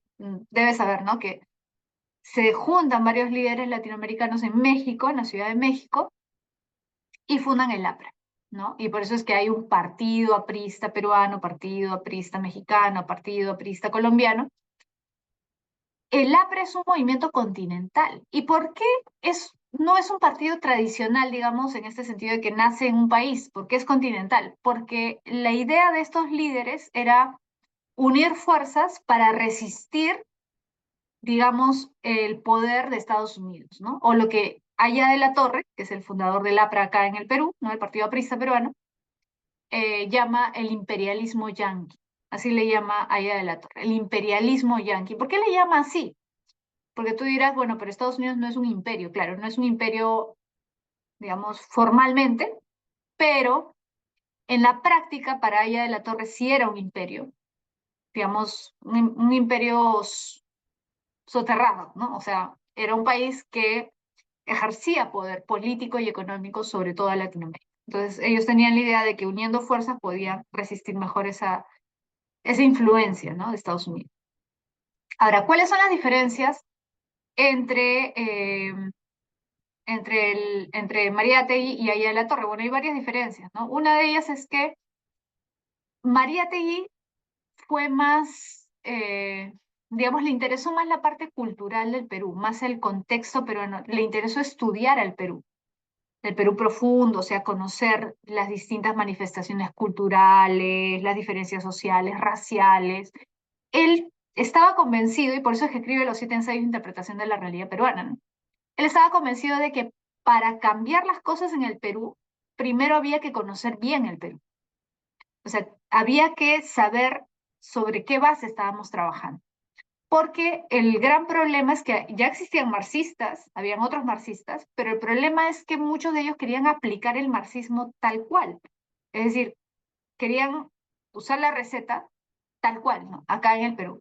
Y él creía que eso era inútil, ¿no? Porque nuestro contexto evidentemente era un contexto muy diferente al contexto del que hablaba Marx. Entonces, para él no iba a funcionar lo que decía Marx, porque acá teníamos ciertas características muy peculiares. Por ejemplo, un problema que no abordó Marx porque Marx no conoció, pero que sí teníamos nosotros, que era un factor, una característica muy nuestra, era la diferencia raciales, ¿no?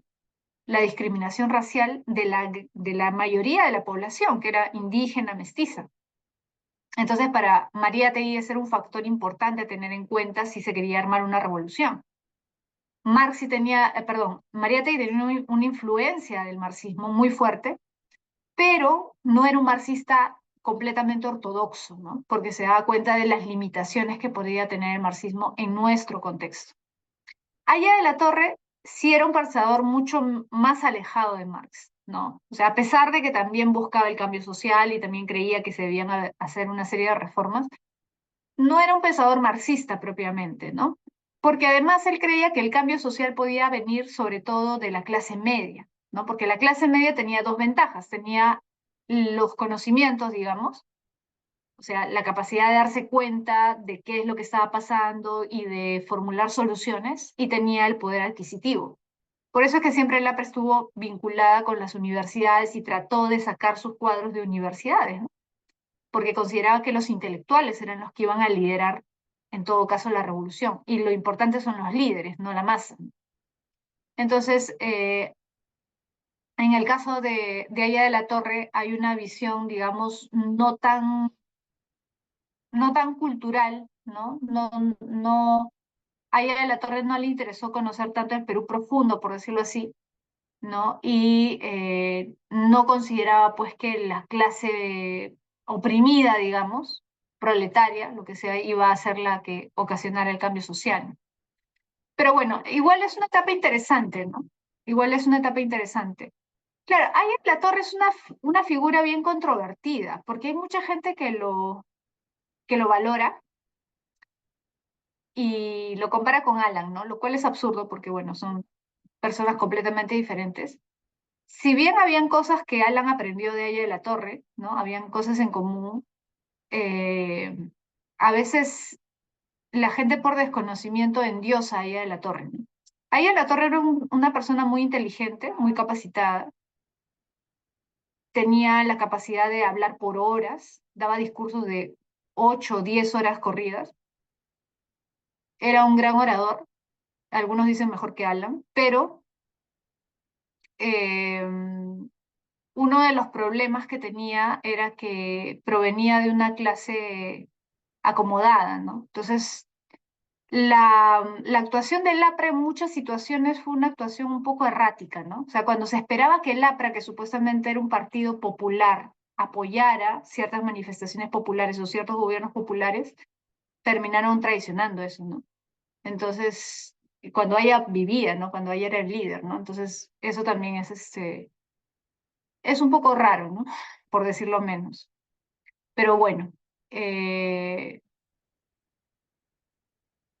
fueron dos personajes que fueron importantes a inicios del siglo XX. Ahora, desde un punto de vista más filosófico, mira, vamos a hablar de la filosofía de la liberación y de la teología de la liberación. Una cosa es la filosofía de la liberación y otra cosa es la teología de la liberación, por si acaso, son cosas diferentes, no es lo mismo. El máximo representante de la teología de la liberación en el Perú es Gustavo Gutiérrez. Ojo, la teología de la liberación es una corriente latinoamericana, no es peruana nada más. Igual que la filosofía de la liberación, son corrientes latinoamericanas. Sin embargo, los representantes peruanos han sido bien importantes. Gustavo Gutiérrez es uno de los más conocidos, si no el más conocido, por ejemplo, en Europa, de la teología de la liberación. Y de la filosofía de la liberación también Salazar Bondi es uno de los más reconocidos. Estas dos corrientes aparecen más o menos en 1950 aproximadamente. 1950, 60, 70 van a tener bastante importancia. Voy a explicarte primero la filosofía de la liberación. Principal representante en el Perú, Salazar Bondi. ¿Han venido preguntas sobre Salazar Bondi? Sí, han venido varias veces preguntas sobre Salazar Bondi. Lo primero que él plantea es este problema, ¿no? ¿Existe una filosofía latinoamericana, sí o no? Ese es el problema de la autenticidad. ¿Existe una filosofía propia en Latinoamérica, original, nuestra, que podemos decir nosotros hemos hecho esta filosofía o simplemente nos hemos dedicado a imitar? Bueno, él cree que la filosofía latinoamericana es imitativa, inauténtica y alienada.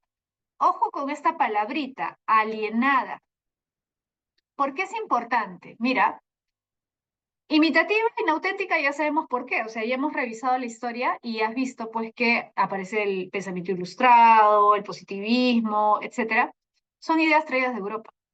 Pero aparte de esto, el tema es que la denomina alienada porque la alienación implica la enajenación, es decir, el no sentirte bien contigo mismo, sino querer ser otro, aspirar a ser otro. El peruano, el latinoamericano en general, no se siente a gusto siendo lo que es, busca imitar al extranjero, ¿o no? Eso es algo muy propio de nuestros países, por eso tendemos a imitar la forma de hablar del extranjero, la forma de vestir del extranjero, los gustos musicales, los gustos culturales, ¿no? Todo eso es alienado, eso es alienación, eso es la alienación, no sentirte identificado contigo mismo, con tu propia cultura, el no hallarte a ti mismo aquí, sino ver siempre hacia afuera, hacia el otro, hacia el extranjero. Ahora, Salazar Bondi no cree que esto sea irreversible. Va a ser irreversible mientras que los países latinoamericanos no nos liberemos, y por eso se llama filosofía de la liberación, si no nos liberamos de la opresión económica de las potencias, vamos a seguir siendo países alienados. Porque la alienación cultural, social, filosófica, artística, porque recuerda, los escritores a dónde se iban, supuestamente para educarse mejor, a Europa, pues, ¿no? ¿A dónde aspiraban ir los escritores? A París, ¿no? Y traer la moda de allá, ¿no? Las tendencias de allá. Esa es la alienación, ¿no? Entonces Salazar Bondi dice, mientras no haya una liberación económica, no va a haber una liberación en nada. Vamos a seguir siendo países subordinados, porque al final tenemos que sobrevivir. Entonces la gente lo que hace es imitar, copiar. No hacemos una ciencia propia, no hacemos una tecnología propia, no hacemos una filosofía propia, no hacemos una literatura propia. Básicamente lo que hacemos es imitar lo extranjero. No por falta de capacidad, sino por esa subordinación en la que nos encontramos frente a los países dominantes, ¿no? Los países poderosos, ricos. Entonces, esa es la posición de Salazar Bondi. Ahora, Leopoldo Sea cree que sí hay una filosofía latinoamericana. Él está en contra de lo que plantea Salazar Bondi, porque él considera que a pesar de todos sus defectos, no es meramente imitativa, porque hay una serie de problemas que hemos abordado los latinoamericanos, por ejemplo, el problema del indígena, el problema racial, que jamás lo han abordado los europeos, porque ellos no tuvieron ese problema. Pero sí ha habido una reflexión propia, digamos, nuestra, ¿no? Que nos diferencia de los europeos. Ahora, la teología de la liberación, te decía, es otra corriente. ¿En qué se diferencia? En esto, teología. ¿Qué te indica? Religión. Salazar Mundi, hasta donde se sabe, era ateo. Los filósofos de la liberación en general son ateos. Por ahí hay algunas excepciones. En cambio, la teología de la liberación, a pesar de que tiene una preocupación social, ¿ah? Porque ellos también creen que se tienen que cambiar una serie de cosas, se tiene que luchar contra la pobreza, se tiene que mejorar la calidad de vida de la gente, ¿no? Todo eso. Pero la diferencia es que ellos creen que la religión no es un obstáculo. Usualmente las personas que promueven el cambio social son marxistas, ¿no? El mismo Augusto Salazar Bondi tiene cierta influencia marxista y te das cuenta cuando habla de alienación, que es un concepto marxista, ¿sí?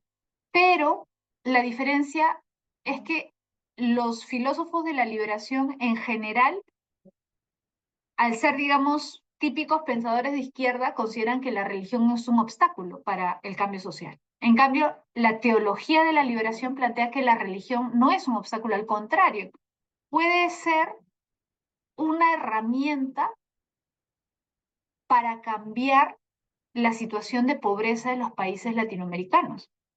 ¿Por qué? ¿Te acuerdas de esta frase de Marx de el opio del pueblo, que la religión es el opio del pueblo?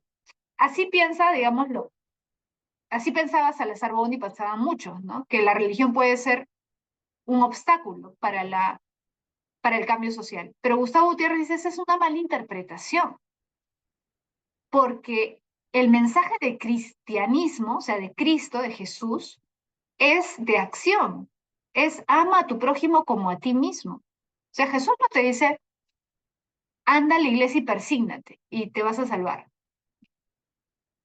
Jesús te dice, ama a tu prójimo como a ti mismo. El verdadero cristiano es el que se compadece de su prójimo y el que hace algo por su prójimo. Por lo tanto, si tú eres un buen cristiano, debes buscar de alguna forma contribuir en que la pobreza disminuya. O sea, debe conmoverte la situación de pobreza que viven tus compatriotas. No puedes ser indiferente a esa realidad. Ese es el verdadero cristiano. No el cristiano teórico, cristiano que lee la Biblia. La Biblia puede ser importante, sino sobre todo es el cristiano que actúa, que hace, que se comporta como cristiano. Por eso Gustavo Gutiérrez considera que la religión en nuestros países latinoamericanos donde es tan fuerte la religión, en vez de ser vista como un obstáculo, puede ser más bien una herramienta, si es bien interpretada, para cambiar la situación de pobreza en nuestros países. ¿Te das cuenta? Entonces, esa es la diferencia. ¿Ya? Bien, vamos a dejarlo ahí para poder avanzar un poquito con nuestras preguntas, ¿ya? Les voy a compartir ahora el material de preguntas. Ahí va a aparecer ahorita.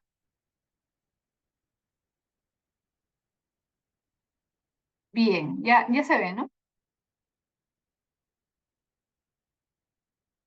A ver, dice, una cultura que tomada en su conjunto puede ser calificada de cultura de la dominación, ofrece una serie de caracteres significativos y muy claramente perceptibles: tendencia imitativa, falta de vigor creativo, inautenticidad en sus productos, desintegración, desequilibrio y polarización de valores, entre otros. Este es el caso de la cultura latinoamericana. Ojo, ¿a qué le llama cultura de la dominación Salazar Bondi? A la cultura latinoamericana, porque es una cultura dominada, ¿ya? Tal como ella se presenta no solo en el pasado, sino también en nuestros días. O sea, para él, la dominación no acabó con la conquista española, ojo, porque el factor que hace que un país o que una cultura esté dominada es el factor económico, y seguimos siendo dominados económicamente o no. Sí, durante la conquista española éramos dominados por España, nos liberamos, pero ¿fuimos realmente libres? No, porque quedamos supeditados a una deuda, ¿no? Con los bancos ingleses, que fueron principalmente los que financiaron las campañas de independencia, ¿no? Entonces seguimos dominados por los ingleses y después ya en una época más reciente con los estadounidenses, ¿no? Entonces a eso se refiere, ¿no?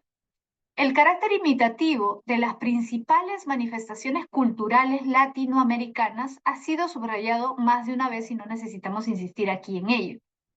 Con este carácter se vincula la falta de vigor creativo y de originalidad de nuestra cultura, sobre todo en las áreas de más impacto espiritual.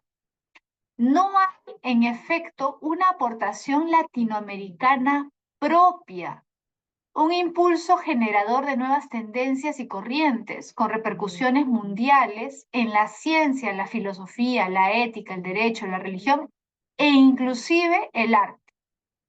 Este acerto no debe ser confundido con una negación, ojo, este acerto, o sea, esta afirmación no debe ser confundido con una negación simplista de la existencia de rasgos culturales locales o de manifestaciones peculiares. Claro, o sea, él no está diciendo, ah, ya no hay nada de cultura peruana. Obviamente tenemos una serie de costumbres que traemos desde épocas prehispánicas, ¿no?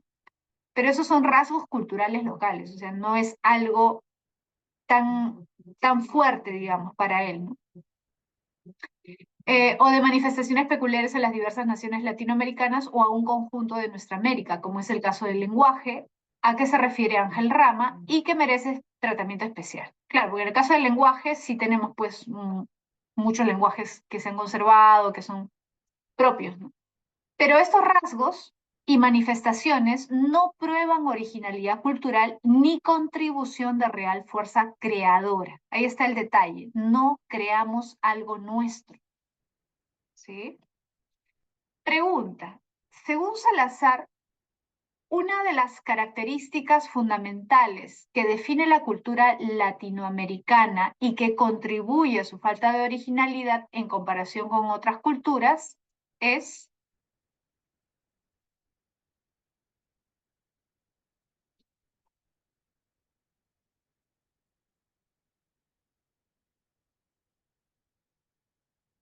correcto, muy bien, casa, una tendencia arraigada hacia la imitación y una carencia de vigor creativo, correcto.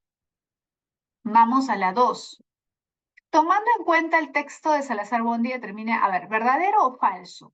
Uno, la cultura latinoamericana se caracteriza por una tendencia imitativa, falta de vigor creativo, inautenticidad en sus productos, desintegración, desequilibrio y polarización de valores. ¿Verdadero o falso? Verdadero, correcto, verdadero. Dos, no se ha evidenciado una aportación latinoamericana propia, un impulso generador de nuevas tendencias y corrientes con repercusiones mundiales en áreas, etcétera. Verdadero, verdadero. Entonces tenemos la A o la C. Tres, la cultura latinoamericana ha demostrado ser original y ha contribuido significativamente a la creación de nuevas. Falso, recontra falso. Por lo tanto, la clave evidentemente es casa. Muy bien. Por ahí había puesto Mariana, casa, ¿correcto? Casa. A ver, vamos a la 3. En el Perú, el positivismo, Mariana dice la 5. ¿Esta? Perdón. ¿Esta? Existe una clara negación de la existencia de rasgos culturales. ¿Esa? Esa es falsa, ¿por qué? Es falsa por esto, fíjate la verde. Este acerto no debe ser confundido con una negación de la existencia de rasgos culturales o manifestaciones peculiares a las diversas naciones latinoamericanas, etcétera, etcétera.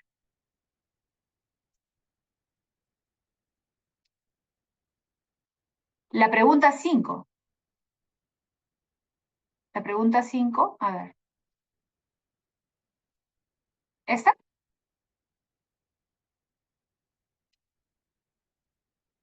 Esta de acá. ¿Cuál es la clave? Ah, ya me acordé. Sí, esta pregunta tiene un problema, porque en realidad todas son claves, excepto, o sea, acá debería decir qué aspecto de la sociedad europea no se menciona. Acá debería decir no, no se menciona. ¿Ya? Corrijan eso, porque todo esto se menciona, excepto la E. La E, porque eso no se menciona con respecto a Europa, ¿sí o no? Acá en la lectura se menciona todo menos eso. La corrupción es algo que se menciona con respecto a Latinoamérica, pero no al Perú. Sería la E, si es no. Ojo, tiene que decir no, porque claro, todo lo demás sí se cumple. Ajá, todo lo demás sí se cumple. Sí, gracias Mariana por hacerme acordar, pues se me iba a pasar.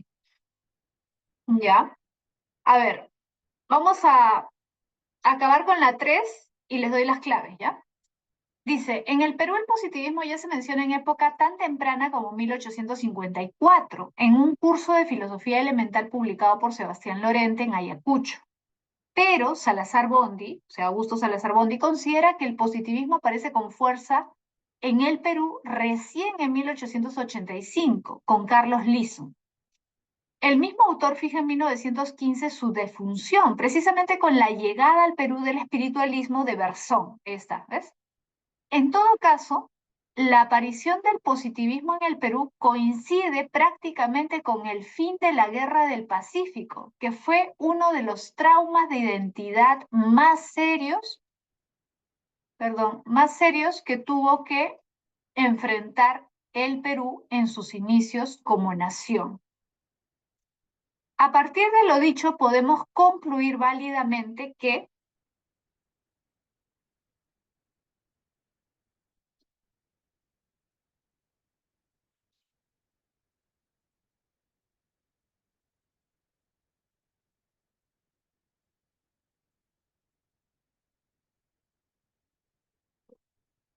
claro, ¿te acuerdas que te comenté que González Prada de alguna forma comienza a hacer su crítica, ¿no? A publicar de esta forma crítica contra la élite política peruana a raíz de la derrota en la guerra con Chile, ¿no? Y por eso es que comienza a difundir esta idea de que es importante pues una educación científica, cambiar, ¿no?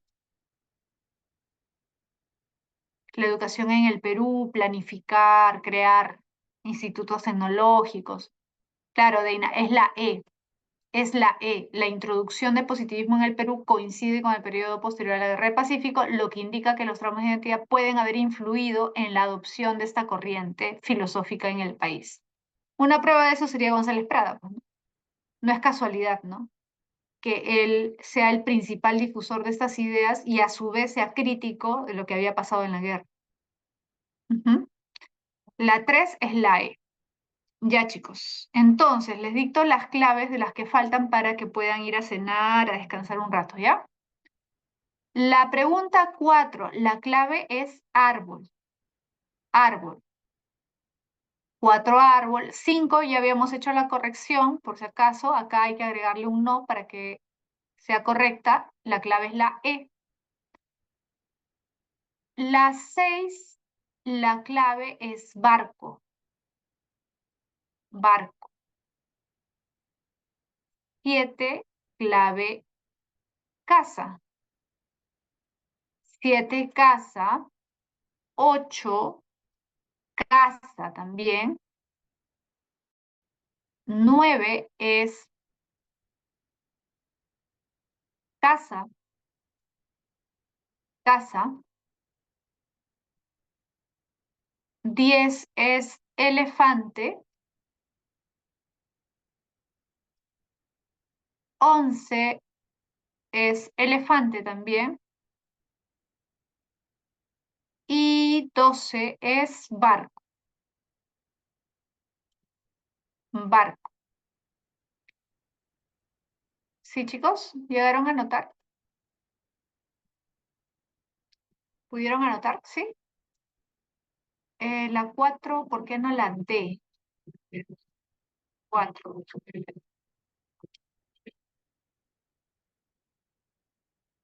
Funcionó atletismo. Ah, ¿por qué? Mira, porque dice que los espiritualistas abogan por la eliminación del empirismo radical en favor de una visión en favor, o sea, los espiritualistas estarían en favor de una visión colectiva y determinista. No, ese es el error, porque el determinismo es anti-libertad. O sea, lo que es determinado es la materia, la naturaleza es determinada. El espíritu es libre. Determinista quiere decir que ya está todo dicho. Ajá. Ellos más bien le achacan el determinismo a el positivismo por ser materialista. Ajá. Ya, chicos. Entonces nos quedamos ahí, ya nos estamos viendo la próxima semana. ¿Sí? Cuídense mucho. Chao, Mariana. Chao, Deina. Ya nos estamos viendo. Víctor, la 5 es, ahí está, la E, pero hay que agregarle este no, ¿ya? Hay que agregarle ese no para que haya clave. Chao, chicos, cuídense mucho. Nos vemos. Chao, chao.